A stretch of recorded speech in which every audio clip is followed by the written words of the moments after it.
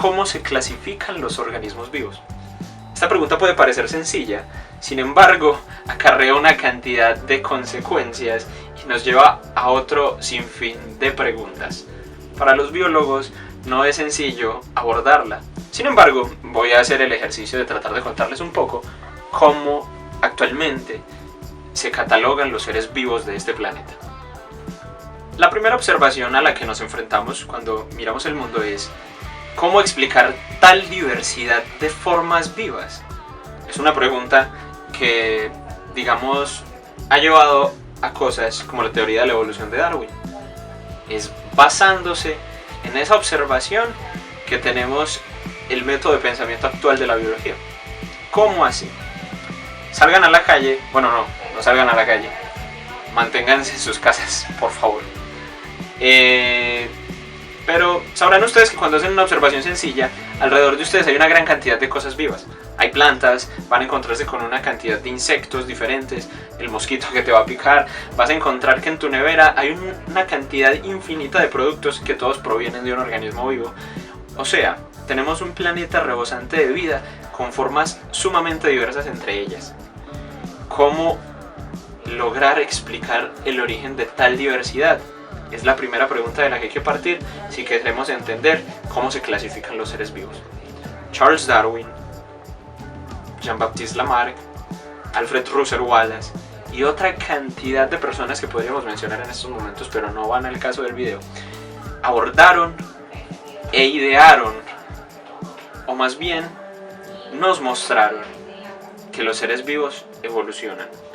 Si pensamos en cualquier organismo vivo, piensen en una planta que esté en su casa o en el árbol que se logra ver afuera de la ventana. Existe manera de hilar tanto que podamos demostrar que ese árbol en algún punto es nuestro familiar. Piensen en lo siguiente: yo soy hijo de mi papá y de mi mamá y poseo caracteres que se parecen a los de ellos, características. Sin embargo, hay cierta cantidad de variación que me aportan algo que yo llamaría lo que es único a mí, la variedad, lo que me hace diferente. Ahora, si pensamos en retrospectiva, mi mamá se parece a sus padres, o sea, a mis abuelos. Y mis abuelos se parecen a mis bisabuelos y a los tatarabuelos. Y podemos seguir mirando hacia atrás. Podríamos ir rastreando el cambio acumulado a lo largo de las generaciones hasta darnos cuenta que estamos tejidos. Podemos entender que hasta el perro que acompaña nuestros días, el gato, o la vaca que se está comiendo a alguien, que se está comiendo un filete de carne, yo qué sé, hace parte también de nuestra historia común. Las plantas, las bacterias, los hongos hacen parte de lo que nosotros somos. O sea, nosotros simplemente somos el resultado de una historia evolutiva que tiene aproximadamente unos 3.000 millones de años. Ahora, si pensamos entonces cómo representar eso, la mejor manera es un árbol de la vida, un árbol genealógico como el que nos ponían a hacer en el colegio. Entonces, al tener esta visión de árbol de estructura, entonces podemos rastrear una línea de ancestros y descendientes. Para que toda esta cháchara, si estamos hablando de clasificar organismos vivos, ya se los explico. Hagamos el siguiente ejercicio. Se están enfrentando al reto de clasificar objetos. Piensen en una naranja, un balón de básquetbol, podemos pensar en un lapicero de color naranja y quizás, yo qué sé, pongamos una pera. Tenemos esos 4 objetos que debemos catalogar y clasificar, armar grupos que nos permitan entenderlo. Una estrategia podría ser hacer un grupo de los objetos que son naranja y los objetos que son verdes.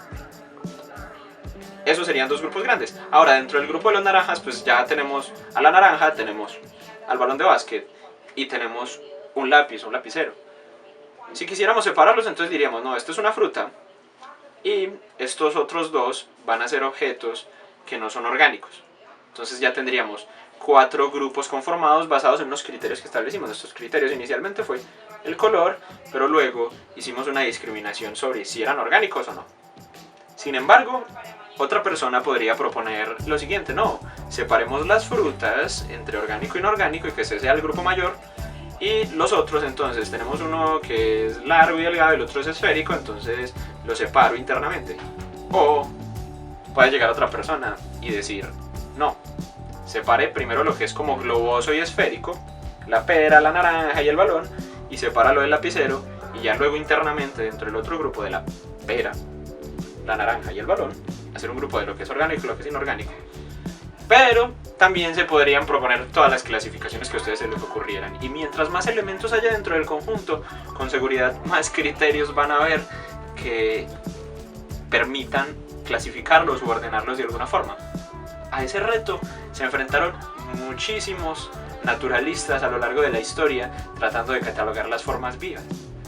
Sin embargo, el criterio definitivo apareció después de los trabajos de Darwin, de Wallace, de Lamarck y de todos los biólogos evolutivos que contribuyeron al entendimiento de la historia de la vida en la Tierra.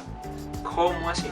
Resulta que si uno entiende esta idea de que somos un árbol, de que hay ancestros y descendientes, e intenta hacer una clasificación, entonces ahora nuestro criterio de clasificación más bien podría ser un criterio de clasificación más familiar, más solo podemos agrupar las cosas que están relacionadas por su historia, no por su color, ni por su forma, ni por si tiene pelo o no tiene pelo. Eso nos da una nueva visión del mundo. Vamos a pensar en un ejercicio diferente, tratando ya no de pensar como alguien que ordena objetos, sino como un naturalista que ya entiende un poco de evolución y trata de tejer una historia. Piensen en un delfín, un tiburón y un murciélago. ¿Cómo asociar esos tres elementos? Pues el más aventurero que no tenga en cuenta a la evolución, pues dirá, los tiburones y los delfines se parecen un montón, su forma total es sumamente parecida, entonces esos son de un grupo y el murciélago va por aparte. Esa sería una. Pero recuerden que estamos tratando de tener en cuenta ese árbol de la vida. Entonces hay que buscar realmente cuáles son los parecidos reales en la estructura de estos animales. Si analizamos el esqueleto de un tiburón, nos vamos a dar cuenta que está hecho de cartílago, al igual que, por ejemplo, las rayas y otros peces que se llaman condrictios. Pero si analizamos la estructura ósea de un delfín, nos vamos a encontrar que guarda mucho más parecido con la estructura ósea de un murciélago. Entonces, ¿por qué se parece tanto el delfín al tiburón? Resulta ser que en biología, bueno, en biología no, en los fenómenos vivos, ocurre algo a lo que los científicos llaman convergencia. Muchos organismos, en respuesta a ciertas presiones del ambiente, terminan adaptándose o terminan respondiendo de tal forma que sus órganos se vuelven muy similares. A eso se le llama convergencia evolutiva. Pero hay que entender que la convergencia evolutiva no hace parte de la historia. Eso es como decir que porque el vecino de al lado se viste parecido a mí, entonces él está más emparentado conmigo que mi familia que se viste diferente. Es más o menos lo que ocurre. Entonces, volviendo al árbol, podemos decir que el murciélago y el delfín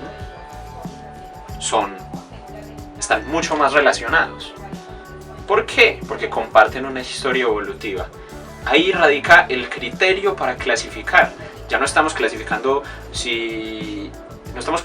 a los animales porque o son venenosos o son domésticos o son salvajes.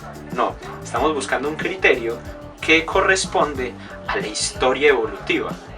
Entonces, de esa manera es que actualmente los biólogos logran entender cómo estamos todos conectados. O sea, la próxima vez que salgan afuera y vean una planta o vean un animal o yo qué sé, la próxima vez que les dé un hongo en una uña, tengan en cuenta que ese organismo vivo hace parte de nuestra historia en algún punto. O sea, yo puedo rastrear a mis ancestros tanto como para encontrar parientes con cualquier planta que pueda haber afuera, con cualquier animal, con cualquier insecto, hasta el mosquito que nos pica por las noches hace parte de nuestra historia. Y entonces clasificar en biología depende de entender eso. Somos un árbol y somos un tejido que es mucho más complejo de lo que pensamos. Un dato curioso que se desprende de este análisis de entender la vida como un árbol es el siguiente. piensen en esto. ¿Qué se parece más? ¿Un tiranosaurio a un cocodrilo? ¿O un tiranosaurio rex a un colibrí? Pensaría uno que por similitud total se parece muchísimo más un T-Rex a un cocodrilo, pues dientes afilados, esa piel tosca que siempre representamos y todas las cosas. Pero lo que nos cuenta la evolución de los organismos vivos es que un colibrí es sumamente más parecido a un tiranosaurio rex que a un cocodrilo, están mucho más emparentados. De hecho, tengan en cuenta que cuando coman pollo están comiendo a un individuo de un grupo que se llama dinosaurio, que es al que pertenece el T-Rex, el Triceratops y otra cantidad de dinosaurios famosos. Entonces, es sorprendente la manera de entender el mundo que nos brinda la evolución.